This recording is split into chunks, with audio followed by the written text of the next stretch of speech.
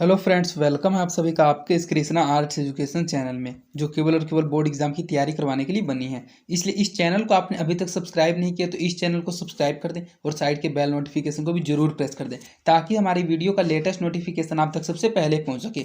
और अगर आपको इस चैनल से रिलेटेड पीडीएफ मटेरियल चाहिए तो आप टेलीग्राम चैनल को ज्वाइन कर लें, और अगर आपको डेली क्विज और प्रैक्टिस करना है तो आप टेलीग्राम ग्रुप को ज्वाइन कर लें। दोनों का लिंक डिस्क्रिप्शन में भी दिया हुआ है और दोनों को आप टेलीग्राम एप्लीकेशन में सर्च करके भी ज्वाइन हो सकते हैं। तो चलिए आज के क्लास में आगे फिर बढ़ते हैं। आज हम आपको क्लास 10 का हिंदी का crash course 800 plus important objective questions with question bank का पार्ट 10 करवाने वाले हैं। अगर आपने इसका पार्ट 9 तक के वीडियो को नहीं देखा तो आप डिस्क्रिप्शन में दिए गए लिंक हिंदी क्रैश कोर्स के प्लेलिस्ट में जाकर इसके अन्य पार्ट 9 के वीडियो को भी जरूर देख लें, क्योंकि हम आपको इसको क्रैश कोर्स में टोटल 16 क्लास कराएंगे। और अगर आप सिर्फ इन 16 क्लास को अटेंड कर लेते हैं तो आप 101% हिंदी के एग्जाम में बहुत अच्छा स्कोर कर पाइएगा। इन 800 प्लस जब आप क्वेश्चन को पढ़ लीजिएगा, क्वेश्चन बैंक के क्वेश्चन को, क्योंकि क्वेश्चन बैंक का अधिकतर क्वेश्चन एग्जाम में पूछा जाता है, तो आप हिंदी के एग्जाम में बहुत अच्छा अंक लाइएगा। तो चलिए देर ना करते हुए इस पार्ट 10 में आगे की ओर बढ़ते हैं।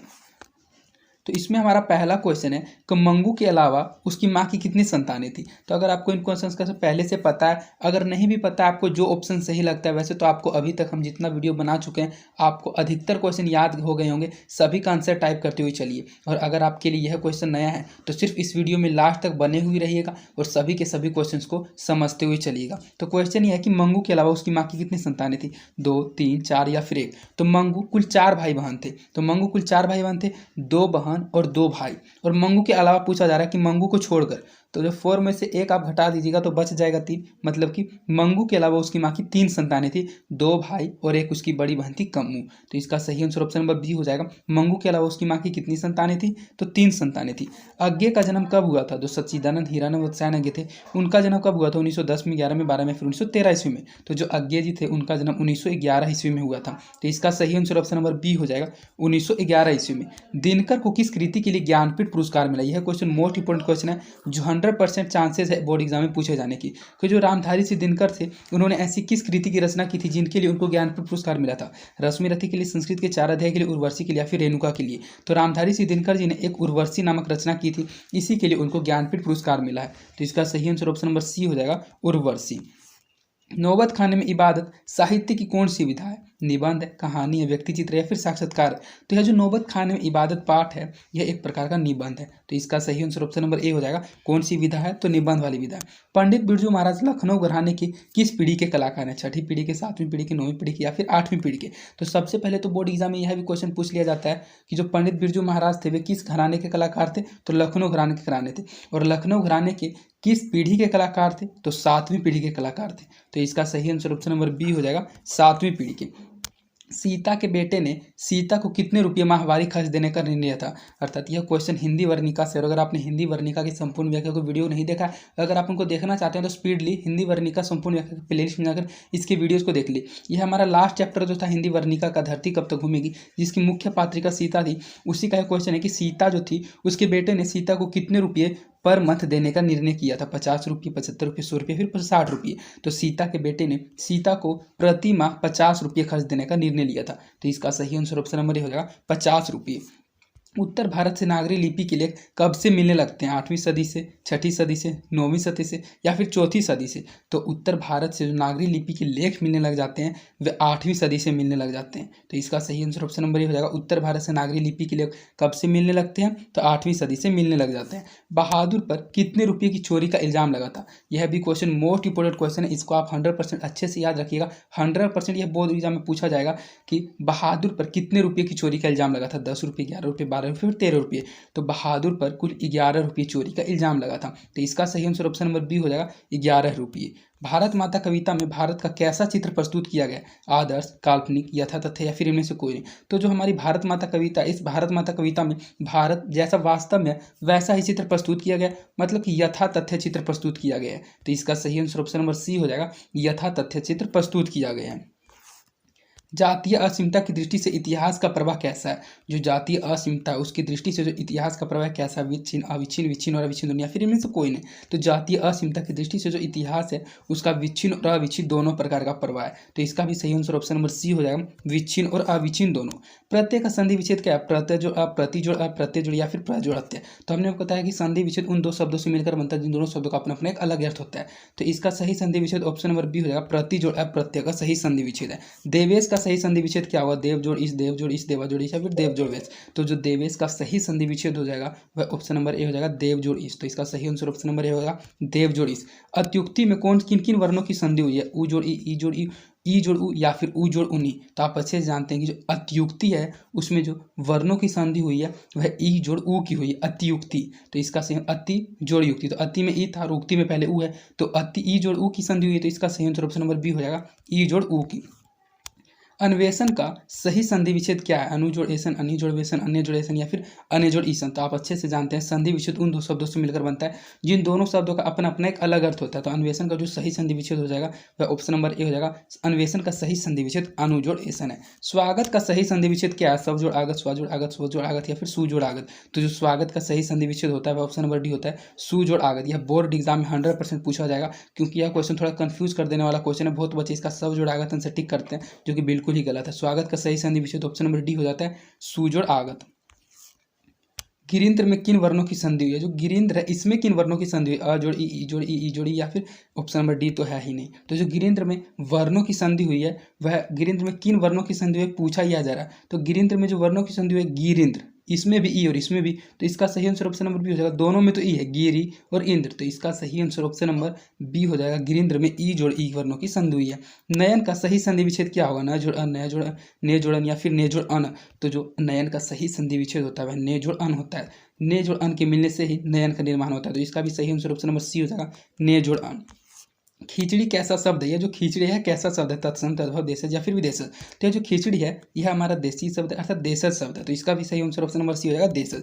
खेत पर प्रकार की शब्द है, तो खेत भी एक देशज ही शब्द है। ये तीन ऑप्शन गलत हो जाएंगे। खेत भी हमारा एक देसी शब्द है, तो इसका भी सही आंसर ऑप्शन नंबर हो जाएगा, देशज। ठोस किस प्रकार के शब्द हैं? देशज, विदेशज, तत्सम या फिर तद्भव। तो जो ठोस शब्द है यह ठोस शब्द कैसा शब्द है? तो यह भी एक देशज ही शब्द है। तो इसका भी सही आंसर ऑप्शन नंबर हो जाएगा, देशज शब्द। लगता है आज क्वेश्चन रिपीटेड क्वेश्चन आ रहे हैं। सेम यही सेट लगता है, हमने आपको कुछ पार्ट पहले करवाया था, लेकिन कुछ कुछ क्वेश्चन इसमें अलग है। अधिकतर क्वेश्चन रिपीटेड है क्योंकि वे इंपॉर्टेंट क्वेश्चन है। इसलिए आप इस वीडियो में लास्ट तक बने हुए रहिए। सभी क्वेश्चन को फिर से रिवाइज करते हुए चलिए, हम स्पीडली सभी क्वेश्चन को आपको पढ़ाते हुए चलते हैं। तो हमारा नेक्स्ट क्वेश्चन है कि जिसके शिखर पर चंद्र हो उसके लिए एक शब्द क्या होगा? शेखर चंद्र, चंद्रशेखर, चंद्रमा शेखर, या फिर शेखर चंद्रमा। तो जो किसके शिखर पर चंद्र हो उसके लिए जो एक शब्द होता है ऑप्शन नंबर बी होगा, चंद्रशेखर। जिसके शिखर पर चंद्र हो उसको एक अर्थी शब्द में कहा जाता है चंद्रशेखर। तो इसका ऑप्शन नंबर बी हो जाएगा, चंद्रशेखर। निम्नलिखित में से कौन सा शब्द कृदंत है? मतलब इनमें से ऐसा कौन सा शब्द है जो कि कृदंत है? विद्या, सवैया, शहर या फिर साहस। तो यह जो सवैया शब्द है यही एक कृदंत शब्द है। तो इसका सही आंसर ऑप्शन नंबर बी हो जाएगा, सवैया। निम्नलिखित में से कौन सा शब्द तद्धित है? फांसी, तराक, गठरी या फिर बुलावा। तो यह जो गठरी शब्द है यही एक तद्धित शब्द है। तो इसका सही आंसर ऑप्शन नंबर सी हो जाएगा, गठरी शब्द एक तद्धित शब्द है। नायक में किन किन वर्णों की संधि हुई है? नायक, नए जोड़ अ, ए जोड़ अ जोड़ रू या फिर अजोड़े। तो नायक में जो वर्णों की संधि हुई है नए जोड़ अ की संधि हुई है, तभी तो नायक बन पाया। तो इसका सही आंसर ऑप्शन नंबर हो जाएगा, नायक। और अगर आपने इस चैनल को अभी तक सब्सक्राइब नहीं किया तो रेड बटन को प्रेस करके इस चैनल को जरूर सब्सक्राइब कर दें, ताकि आगे भी आपको ऐसी लेटेस्ट वीडियो की नोटिफिकेशन मिलती रहे। इसके बाद हमारा नेक्स्ट क्वेश्चन है जो कि अब आपका पदखंड से रिलेटेड, गोधूली से रिलेटेड क्वेश्चन आएगा। मोस्ट इंपॉर्टेंट क्वेश्चन अब आपका आएगा कि विष के दांत कैसी कहानी है? सामाजिक, ऐतिहासिक, धार्मिक या फिर मनोवैज्ञानिक। तो यह जो विष के दांत है यह एक मनोवैज्ञानिक कहानी है। तो इसका सही आंसर ऑप्शन नंबर डी हो जाएगा, विष के दांत कैसी कहानी है? तो विष के दांत एक मनोवैज्ञानिक कहानी है। विष के दांत समाज के किस वर्ग की मानसिकता को उजागर करती है? उच्च वर्ग, निम्न वर्ग, मध्य वर्ग या फिर निम्न मध्य वर्ग।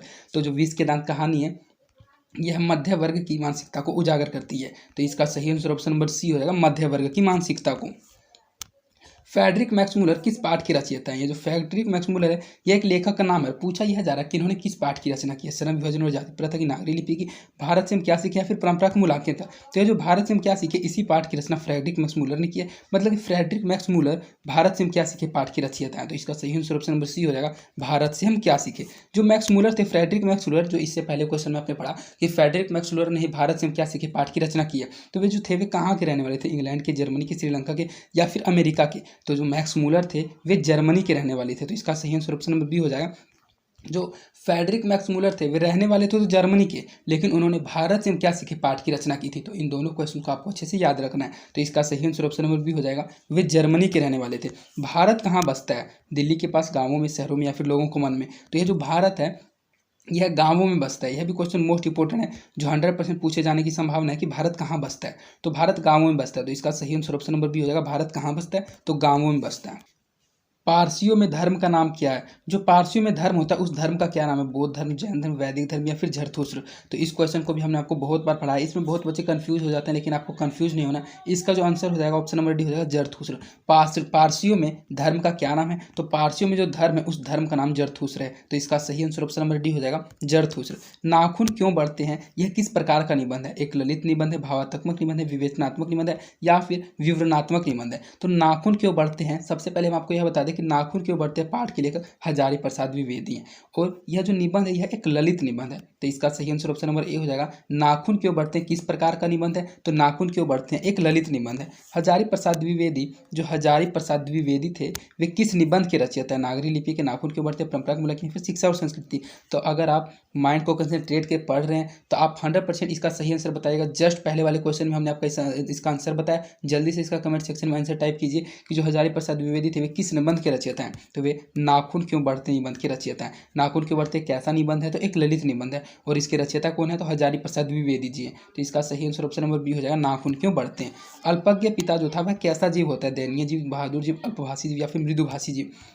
तो जो अल्पज्ञ पिता होता है यह एक दयनीय जीव होता है। तो इसका सही आंसर ऑप्शन नंबर ए हो जाएगा, अल्पज्ञ पिता कैसा जीव होता है, तो अल्पज्ञ पिता एक दयनीय जीव होता है। दधीची की हड्डी से क्या बना था, दधीची एक ऋषि का नाम था, और पूछा यह जा रहा है कि दधीची की हड्डी से जो बना था वह क्या बना था, तलवार, त्रिशूल, इंद्र का वज्र, या फिर कुछ भी नहीं। तो इस क्वेश्चन का आंसर भी आपको 100% याद हो गया, और बहुत बार यह क्वेश्चन रिपीट हो गया, और 100% यह बोर्ड एग्जाम में पूछे जाने की संभावना है कि जो दधीची ऋषि थे उनकी हड्डी से क्या बना था, तो इंद्र का वज्र बना था, जो कि बहुत ही शक्तिशाली शस्त्र था। तो इसका सही आंसर ऑप्शन नंबर सी हो जाएगा, दधीची की हड्डी से क्या बना था, तो दधीची की हड्डी से इंद्र का वज्र बना था।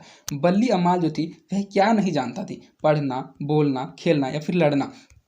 तो जो बल्ली अमाल थी वह पढ़ना नहीं जानती थी, तभी तो वह उसको अस्पताल में पता ही नहीं चल रहा था कि वह क्या करे क्या नहीं करे, तभी तो उसकी बेटी की मृत्यु हो गई थी। तो जो बल्ली अमाल थी वह क्या नहीं जानती थी, तो पढ़ना नहीं जानती थी। तो इसका सही आंसर ऑप्शन नंबर हो जाएगा, बल्ली अमाल पढ़ना नहीं जानती थी। पहले दिन पापाती जो थी उसको क्या था, सिर दर्द था, जुकाम था, बुखार था, या फिर कई दस्त था। तो जो पहले दिन पापाती थी उसको पहला दिन बुखार था, धीरे धीरे उसको बुखार से मेनिनजाइटिस का रोग हो गया था। तो पहले दिन पापाती को क्या था, तो बुखार था। तो इसका सही आंसर ऑप्शन नंबर सी हो जाएगा, बुखार था।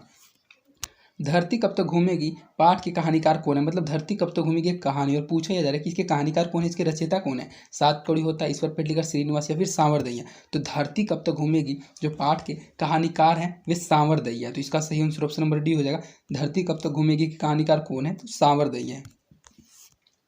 धरती कब तक घूमेगी कहानी, मतलब धरती कब तक घूमेगी कहानी के कहानीकार तो आपने पढ़ लिया सांवरदैया, लेकिन यह कैसी कहानी है, धार्मिक, मनोवैज्ञानिक, सामाजिक, या फिर ऐतिहासिक। तो धरती कब तक घूमेगी यह एक सामाजिक कहानी है। तो इसका सही आंसर ऑप्शन नंबर सी हो जाएगा, सामाजिक। और किस समाज की कहानी है, तो यह एक राजस्थानी समाज की कहानी है, यह भी आपको अच्छे से याद रखना है। तो धरती कब तक घूमेगी कहानी कौन सी कहानी है, तो यह एक सामाजिक कहानी है। धरती कब तक घूमेगी की नायिका है, मतलब ये जो धरती कब तक घूमेगी कहानी इसका मुख्य पात्रिका कौन है, इसकी नायिका कौन है, मंगम्मा, पपाती, सीता, या फिर वल्ली अम्माल। तो मंगम्मा तो दही वाली मंगम्मा जो थी वह तो दही वाली मंगम्मा पाठ की नायिका है। पपाती जो थी नगर कहानी की है, वल्ली अम्माल भी नगर की है, बच गई सीता। यही सीता धरती कब तक घूमेगी की नायिका है। तो इसका सही आंसर ऑप्शन नंबर सी हो जाएगा, सीता। और एक क्वेश्चन में हम लोग पढ़ा था कि इसी सीता को इसके बेटे ने 50 रुपये प्रति मंथ देने का खर्चा को निर्णय किया था। सांवरदैया की कहानी धरती कब तक घूमेगी का वर्णन क्या है। सांवरदैया के द्वारा जो रचित कहानी है धरती कब तक घूमेगी, इसका जो वर्णन विषय है क्या, उड़िया समाज, राजस्थानी समाज, तमिल समाज, या फिर गुजराती समाज। तो कुछ क्वेश्चन पहले ही हमने आपको इसका आंसर बताया कि धरती कब तक घूमेगी का जो वर्णन विषय है वह राजस्थानी समाज है। राजस्थानी समाज का इस धरती कब तक घूमेगी पाठ में वर्णन किया गया सांवरदैया के द्वारा। तो इसका सही आंसर ऑप्शन नंबर बी हो जाएगा, वर्णन विषय क्या है, तो राजस्थानी समाज का वर्णन विषय। सवाल तो खालिस्तान का, ये जो सवाल है किस चीज़ का, रोटी का, मकान का, कपड़ा का, फिर दुकान का। तो यह भी धरती कब तक घूमेगी पाठ से लिया गया क्वेश्चन है, उसमें सवाल तो सिर्फ और सिर्फ रोटी का ही होता है। तो इसका सही आंसर ऑप्शन नंबर ए हो जाएगा, सवाल तो रोटी का ही है। मछली की इस कहानीकार की रचना, जो मछली है इस कहानी की रचना किसने की है, मतलब इसके कहानीकार कौन है, नलिनी मित्तल शर्मा, प्रेमचंद अय्यर या फिर विनोद कुमार शुक्ल। तो मछली कहानी के जो कहानीकार हैं वे विनोद कुमार शुक्ल हैं। तो इसका सही आंसर ऑप्शन नंबर डी हो जाएगा। मछली की इस कहानीकार की रचना है तो मछली विनोद कुमार शुक्ल की रचना है। मछली जो कहानी है किस प्रकार की कहानी है, सामाजिक, मनोवैज्ञानिक, ऐतिहासिक या फिर वैज्ञानिक। तो जो मछली कहानी है यह कैसी कहानी है, तो यह भी एक सामाजिक कहानी ही है। तो इसका भी सही आंसर ऑप्शन नंबर हो जाएगा। मछली किस प्रकार की कहानी है, तो मछली एक सामाजिक कहानी है। महाविद्यालय पुस्तक से कौन सी रचना संकलित है, ये जो महाविद्यालय पुस्तक है इससे ऐसा कौन सी रचना जो कि संकलित है लिया गया है। विष के दांत, मछली, नौबत खाने में इबादत या फिर शिक्षा और संस्कृत। तो यह जो मछली कहानी है महाविद्यालय पुस्तक से ही संकलित है। तो इसका सही आंसर ऑप्शन नंबर बी हो जाएगा। महाविद्यालय पुस्तक से कौन सी रचना संकलित है, तो मछली रचना इसी से संकलित है। मछली कहानी में किस वर्ग का जीवन वर्णित है, मतलब मछली कहानी जो उसमें किस वर्ग का जीवन का वर्णन किया गया है, उच्च वर्ग का, निम्न मध्यम वर्ग का, निम्न वर्ग या फिर मजदूर वर्ग का। तो मछली जो कहानी है उसमें निम्न मध्यम वर्ग के जीवन का वर्णन किया गया। तो इसका सही आंसर ऑप्शन नंबर बी हो जाएगा, निम्न मध्यम वर्ग का।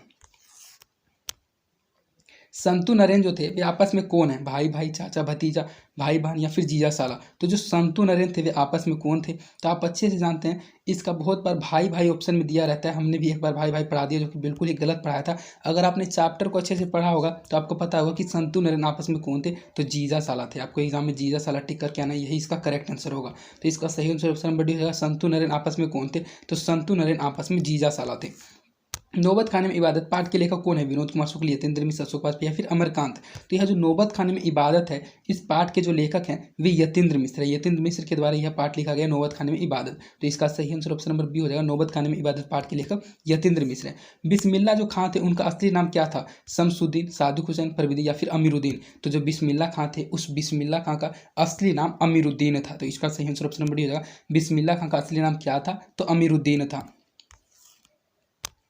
जो बिस्मिल्लाह खां था उसका असली नाम तो आपने पढ़ लिया अमीरुद्दीन था, लेकिन उसका जो जन्म हुआ था वह कहाँ हुआ था, काशी में, दिल्ली में, डुमराव में, फिर पटना में। तो बिस्मिल्लाह खां का जो जन्म हुआ था वह डुमराव में हुआ था। तो इसका सही आंसर ऑप्शन नंबर सी हो जाएगा। बिस्मिल्लाह खां का जन्म कहाँ हुआ था, तो बिस्मिल्लाह खां का जन्म डुमराव में हुआ था। भरपेट में कौन सा समाज है, जो भरपेट है इसमें कौन सा समाज है, अव्ययी भाव, तत्पुरुष, क्रमधारय या फिर बहुब्रीहि। तो यथा बे भर जी से शब्द के आगे लगा रहता है फिर अव्ययी भाव समाज रहता है। तो भरपेट, पेट के आगे भर लगा हुआ है, यथा बे भर प्रति जिसे शब्द के आगे लगा रहता है वह अव्ययी भाव समास होता है। तो इसका सही आंसर ऑप्शन नंबर भरपेट में कौन सा समास है, तो भरपेट में अव्ययी भाव समास है। तो इस प्रकार आपका इस वीडियो में 100 इंपॉर्टेंट ऑब्जेक्टिव क्वेश्चंस कंप्लीट करा दिया गया जो एग्जाम के दृष्टिकोण से मोस्ट इंपॉर्टेंट क्वेश्चंस थे। और अगर आपको इसका पीडीएफ चाहिए तो आप टेलीग्राम चैनल को ज्वाइन कर लें और आप टेलीग्राम ग्रुप को भी ज्वाइन कर लें। टेलीग्राम ग्रुप पर डेली क्विज करवाया जाता है और क्विज के माध्यम से आप अपनी याद के क्वेश्चन को और अधिक रिवीजन कर सकते हैं। और अगर आपको हमारी वीडियोज़ पसंद आती है तो आप हमारी वीडियोज़ को अपने दोस्तों को भी ज़्यादा से ज़्यादा शेयर करें। और यह हमारे क्रैश कोर्स का 10th क्लास था, इसके बाद इसका 6th क्लास हो जाएगा। और अगर आप इसके 16th क्लास को अटेंड कर लेते हैं तो आप 101% हिंदी के एग्जाम में बहुत अच्छा स्कोर कर पाइएगा। और अगर आपको हमारी वीडियोस पसंद आती है तो आप हमारी वीडियोस को लाइक भी जरूर करें, इससे हमारा मोटिवेशन बना हुआ रहता है। तो आज के लिए इतना ही, धन्यवाद। मिलते हैं आपसे किसी नेक्स्ट इंपॉर्टेंट वीडियो में।